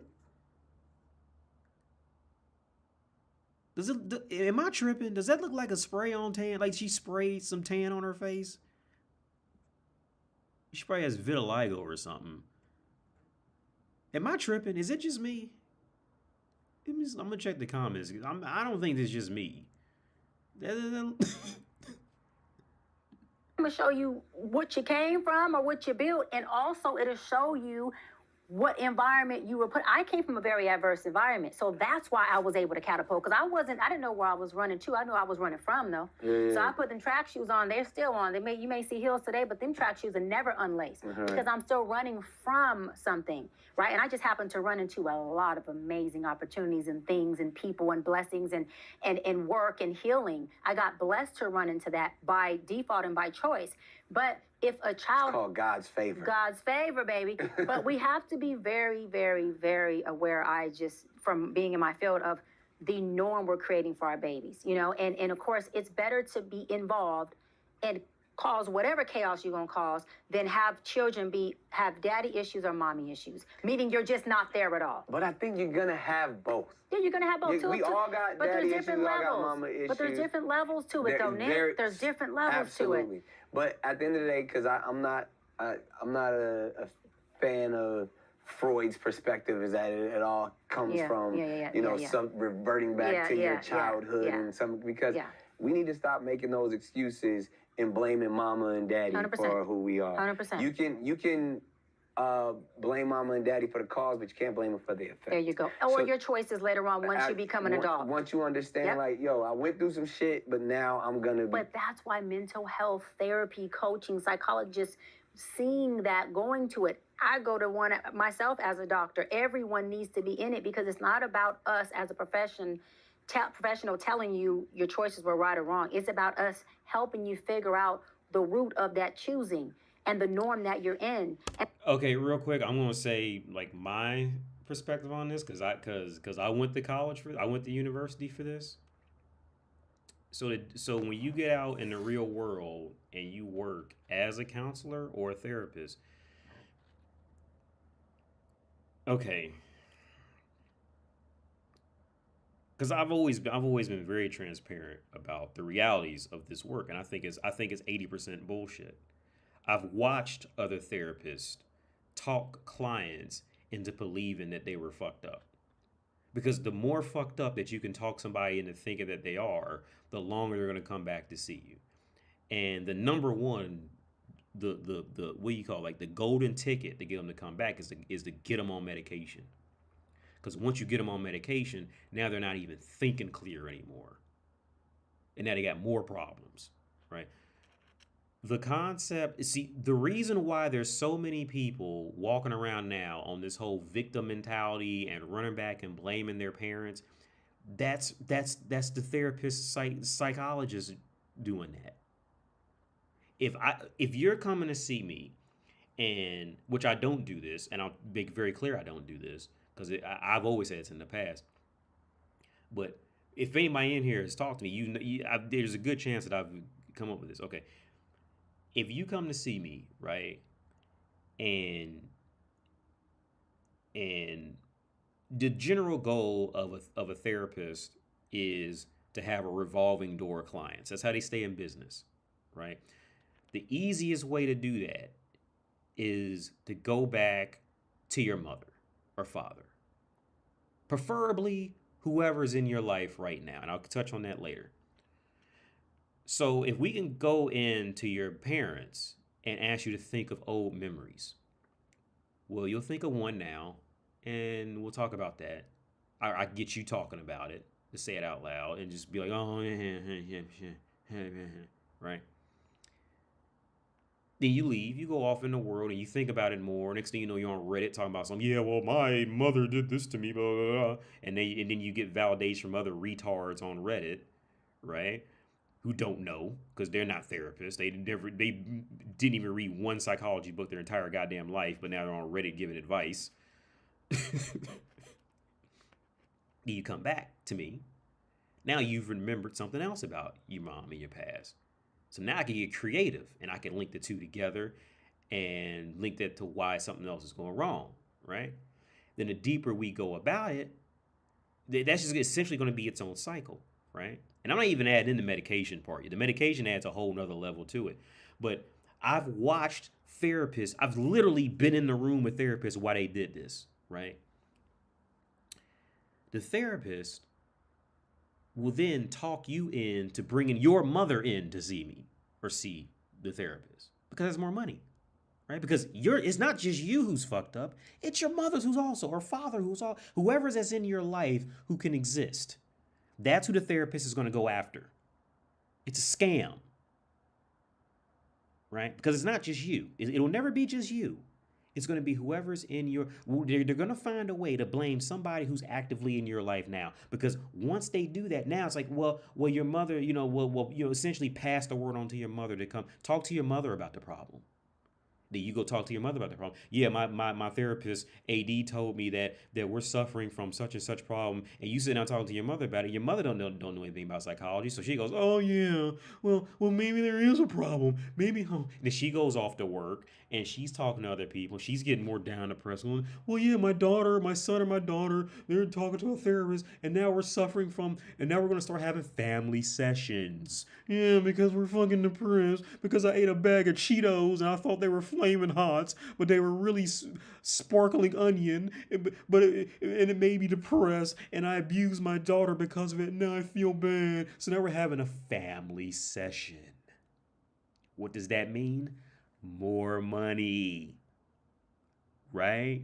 Now what's next? Well, yeah, well, I did this because her father left when we were young. Why are you still in contact with the father? Yeah, a bit. We talk about it once every 3 months. Oh, yeah, what do you guys talk about? Well, we talk about blah, blah, blah, blah, blah. And then guess what? After that family session, that may go on a couple weeks, may go on a couple months. But guess what happens inevitably? The mother's going to go off and talk to the father about it. Well, yeah, our son went to go see a therapist, and they're suffering from anxiety and depression because of what I did, and I'm suffering from anxiety and depression because I was secretly not over that thing about what we went through, and I just feel like you suffer from this and that, and then the next thing you know, the father goes off and we're like, yeah, now they talking about I suffer from this and that, and now we gotta go to guess what? Family counseling. That will start out as one person, now it's 3. Right? And we haven't even added in the complication of medication yet. You see how quick that explodes? And you see why I don't fuck with those clowns? Because I fucking hate them. I watched one therapist sit down and tell a girl, she talked the girl into believing that she had a reading disability because she couldn't figure out a new dishwasher. And the girl bought it. Because why? Because the person who talked her into it was a therapist with a capital T. So she must be right. I must have a reading disability because I can't figure out this fucking, washing machine with 25 different settings on it. No, bitch, it's a retarded washing machine. It's not you. You dummy. Of course, I didn't say that, but that's what I'm thinking. And she talked her into it. While talking her into bringing her mom in. This is what they do. They're fucking I fucking hate them. This is why I don't talk to those people. Whenever I go to meetings, whenever I have to go to meetings like that, I don't talk to them. At all. I don't fuck with them. When I was in Florida with them, I don't talk to them. We ain't friends.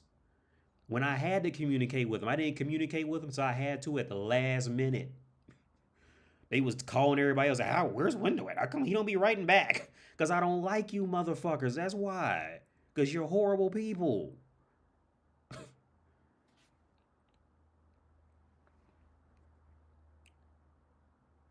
Then they going on, like I see people talking about Reddit. And they going on Reddit, and all these clowns are saying, yeah, you need to go see a therapist. Because they're just advertising, because chances are either they're a therapist or they're a clown. One of the two. Right? I fucking hate therapists, man. I don't like that. I don't like that because I know they're bullshit. You can't, again, I'm a mechanic. You're not going to be able to pull that over on me. I'm a mechanic. And you're a fucking 97 Honda Civic.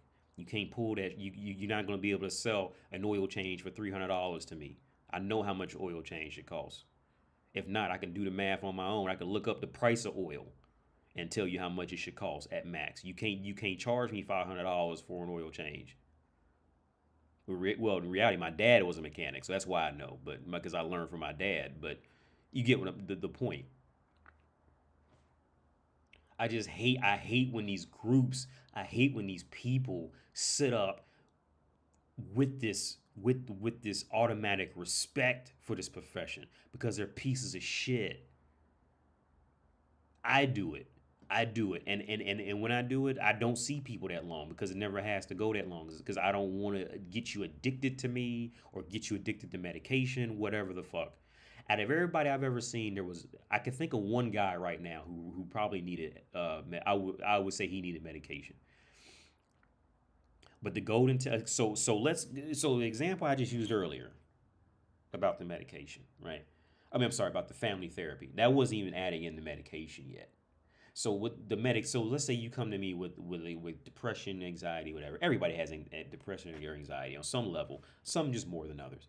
But you come to me, depression. You've been going to Reddit to find validation on the depression and anxiety because other people, especially if you're a woman, everybody will just tell you, yeah, that man was evil. You're depressed now because the man was evil, right? Or, man, yeah, you're depressed, bro. Hit the gym or whatever, but you're depressed, right? So you come to me with the depression. anxiety, right? You're fucked up. You're confused in life. Your life is in shambles. For whatever reason, that's based off of where depression, anxiety is coming from, right? Then I recommend you some medication. I can't prescribe you medication, but I can recommend it. This woman cannot prescribe you medication. She can recommend it. Okay, let's be very clear about that. If she's a counselor, she cannot prescribe medication. If she ever says she can prescribe medication, unless there's a law that's been changed very recently, she's fucking lying. She can recommend it. She could write a dear doctor, can you give Sarah Johnson some pills? But she cannot give you a letter to go to the pharmacy to go pick up some medication, unless she's in California. I think California is the only state where you can do that. Unless something's changed, California is the only state where you can do that. No other state. The reason why I know this is because when I was using my Chapter 31 benefits, and I had to look for places that had just the weirdest little way out, so I could go get licensed anywhere in the United States, and I had to specifically take psychopharmacology for the state of California. And it was essentially a bullshit course. The course literally just amounted to saying, we don't even know what these drugs do. We just hope we kind of know, and just keep giving the client pills until they figure out which one works. That's what it all adds up to. Right? Now, she'll never tell you this because she wants you to believe in her bullshit. I don't care. Right? You won't hear a therapist tell you that because they want you to believe in their bullshit and see them as some type of god to just follow them for more money, right? So back to the pills. You go off and take the pills. There's a great chance the first pills won't work, right? Because nobody knows which pills will work for you. The whole world of antidepressants, anti-anxiety is still a crapshoot. Nobody knows. It's guessing, and nobody wants to admit it. Unless you take the course and read between the lines, nobody knows. They can take a educated guess, but nobody really knows what'll actually work for you or what won't. So there's a great chance the first 2 or 3 medications won't work. But obviously you've introduced a new, a new, let's just say a new pharmaceutical to your system. So you're going to be at least in some way off, a little off, right? But then once you finally find ones that works, well, you came to me at a moment in time when you were lost, you were confused. Then I put you on a pill that just made you lost, confused, and high. What are your odds of fixing the shit while you're lost, confused, and high? Right? Now, to put it into perspective, what's the first thing people tell you not to do when you're depressed? Go out drinking. Why? Why do people say that? Because now you're drunk with your problems. So you'll still never actually think them through. It's the same thing with the fucking pills. Society just glorifies the pills more because they're sold by by educated people. And it's called pills. They just respect it more. It's the same shit. Not in the sense of, hangovers and all this shit like that, but in the sense of on paper, what's been introduced and what's been, taken away, it's the same shit. So that's why when you get hooked on pills, they hope you get hooked on pills for years, because as long as you hooked on pills, you're going to keep coming back. And then guess what? When you be coming to me, right, and you've been on pills for the last 2 or 3 years, and you think our sessions have been going well, and you think you can get off the pills, well, guess what?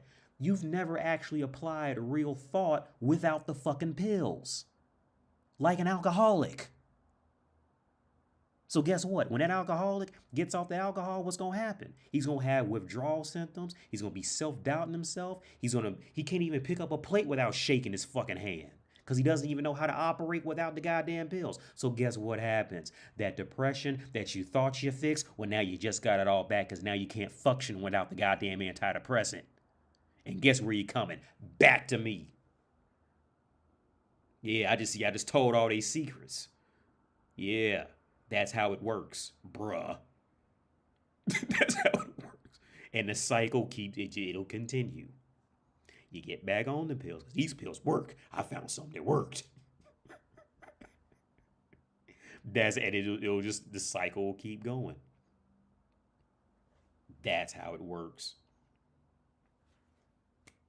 That's the trick. Don't take them pills. If as long as you're not like super duper fucked up. If you're super duper fucked up, then I would say take them, because if you're just at the point where you can't function, then I would recommend pills. If you're at that point, right? But if you can function, don't take the pills. Don't do it. Don't do it. If you can function, don't touch them. Now, again, if you're just so depressed, you literally can't get out the bed. You're literally just not eating anything for days. You're not working. You don't care about life anymore. If you're at the verge of like, unaliving yourself, then I would say, yeah, definitely take the pills then, for sure. I'm not saying there are some specific areas, but for the most part, don't. If you can get up, work a job, function in any way, don't take the pills.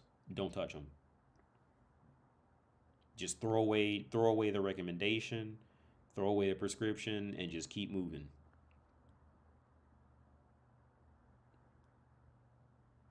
No wonder you're disgusted by your profession. Yeah. I'm pretty honest about it. The reason why I never worked in biotech was I worked a job as soon as I finished my biotech degree, and I just hated it.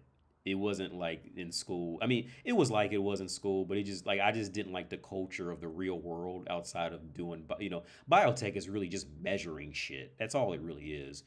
All you're doing is just measuring shit in a lab all day in some form. That's all biotech. It's working in a chemistry lab / biology lab, which you're just measuring shit. And it was more fun in college than it was in real life. I just didn't like the real life side of it. And I never worked in biotech ever again. I worked one job. I think I made like $20 something an hour back in Ohio, and I never touched the field again. Just never went back. Never had any interest. Never had an interest to go back. Never applied for another biotech job. Just never cared for it.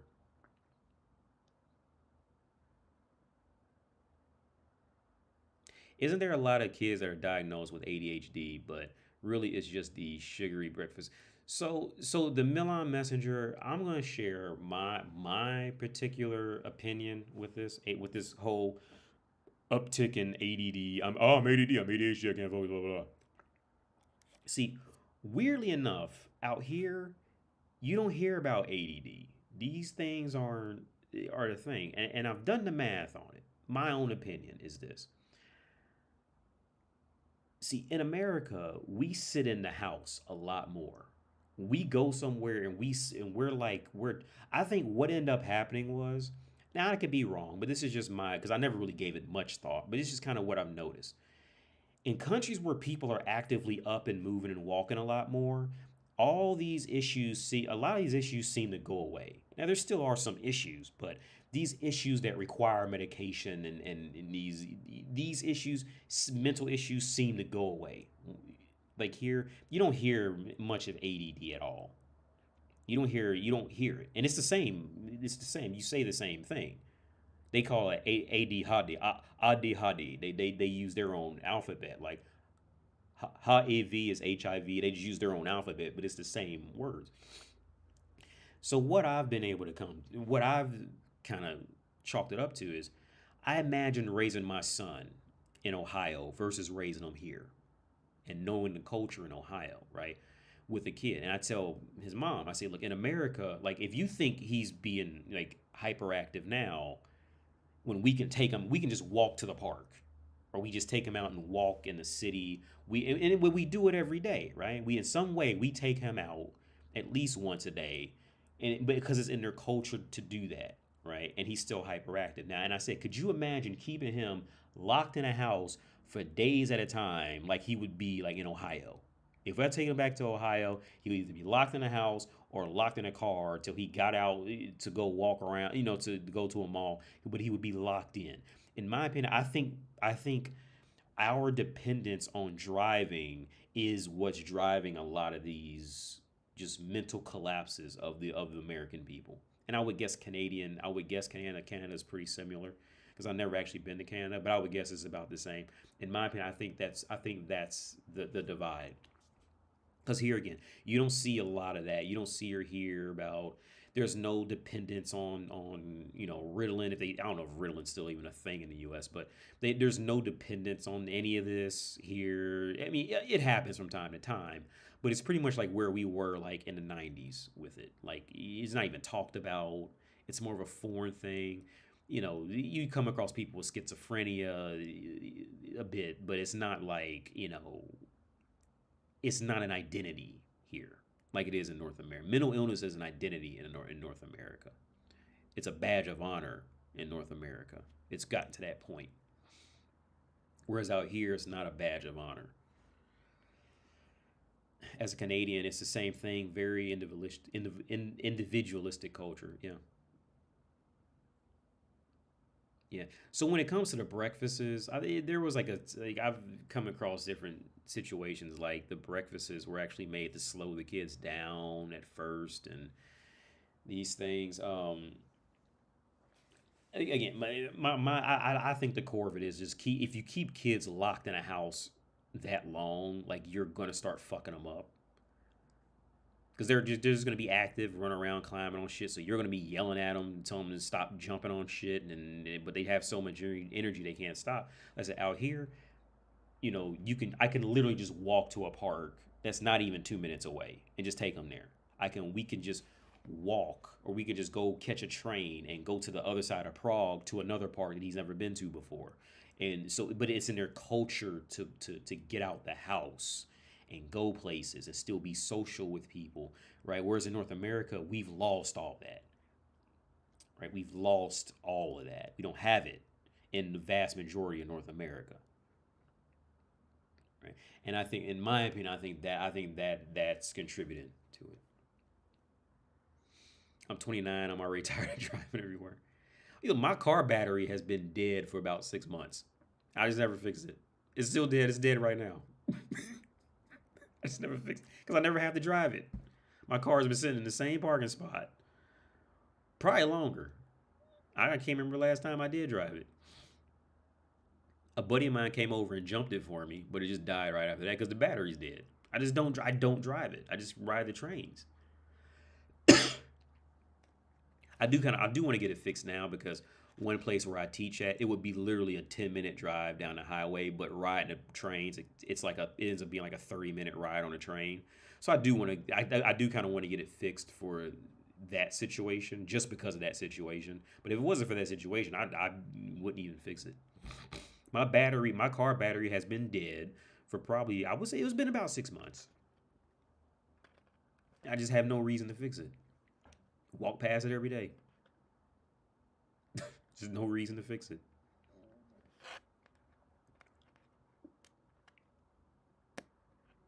How do you function with anxiety and depression?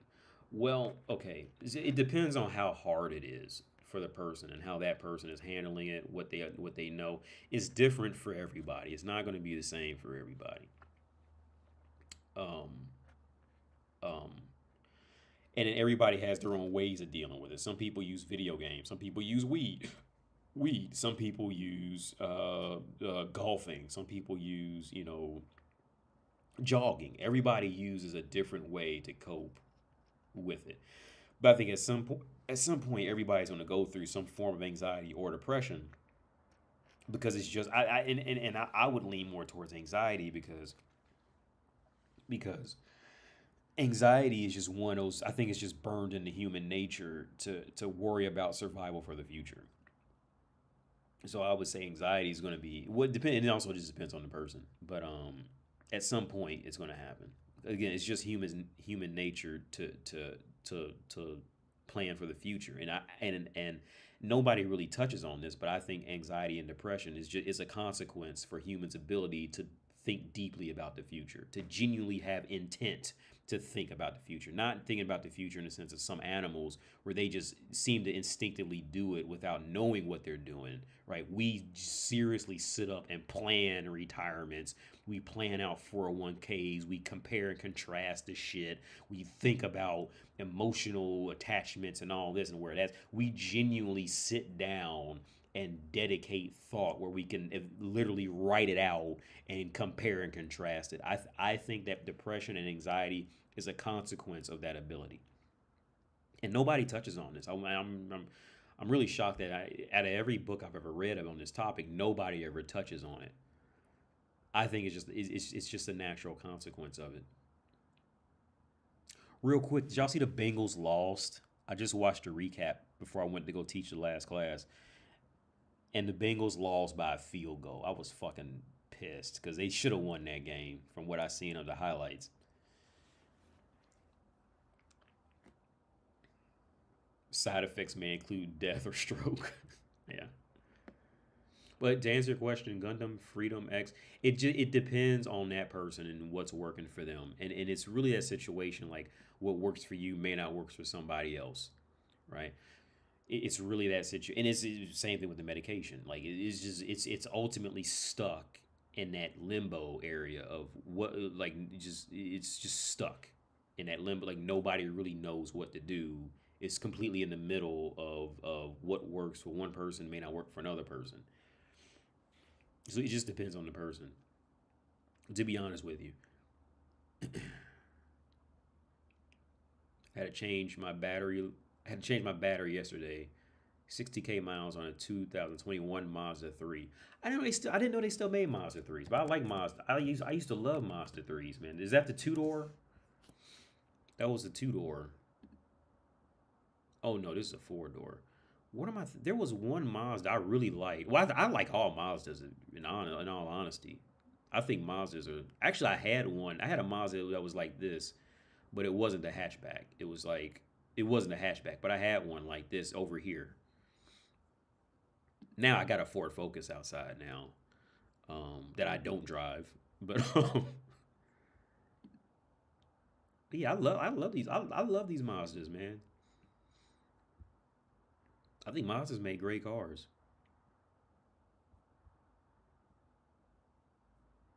I think they're great cars. I'd happily own one. My favorite cars to this day. I have a BMW and it's a decent BMW in the U.S. But to date, my favorite car to drive, it was this old Mazda that my dad had bought for like $400, and because it just had a dead battery, and they sold it for like super cheap. And he just bought it. And to date, that is still my favorite car I've ever driven. It was this old, like maybe like 1989 Mazda Protege, something like that. Let me look this up. Mazda Protege. It was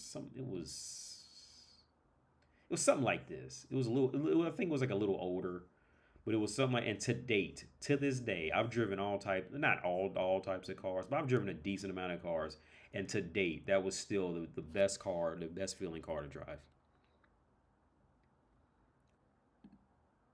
Overall speaking, it was the most fun. I want to say it was like an 89 or something that he had. Yeah, it was something like this. It was more like this. And to date, honestly, so the car I have in the U.S. now it's older now because I got it a long time ago. It's like a 2011. It's a 3 Series. And the reason why, I think 328.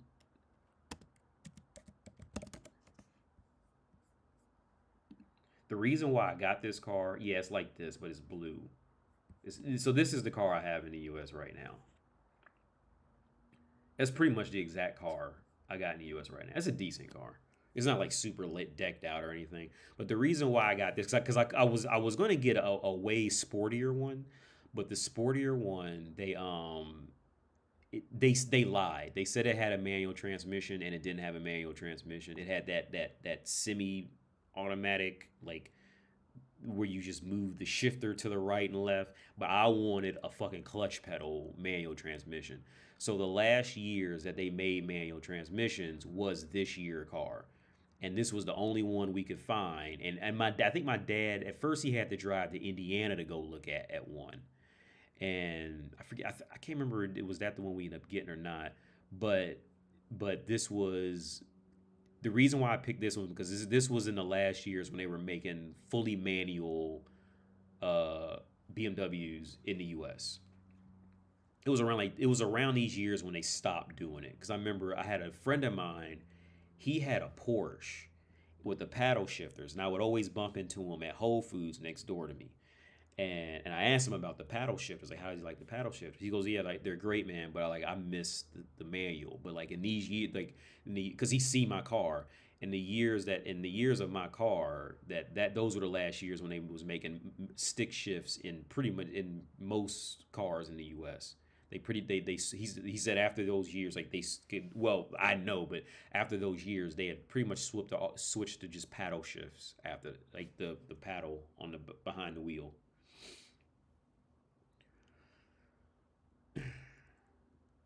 The MX5. Let's look that up. Because there was a two-door one. That's cool. But there was a two-door one that was like the M3 or whatever. But this was it's a little older. No, this isn't it. This is not what I'm talking. I don't know how to find it, but it was like a three-door. I think it was like a small door in the back. Yeah, this one. This is the one. This was the one I always wanted. That one. I think it had that little small third door in the back. That was the one I was thinking of when you said MX3. I always wanted that car.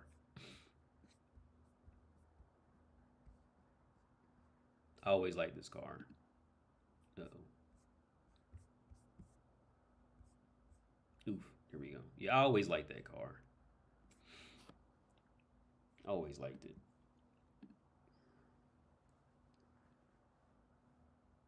But I'm gonna get out of here. It's 9:40 and I'm tired, man. I really didn't even feel like live streaming.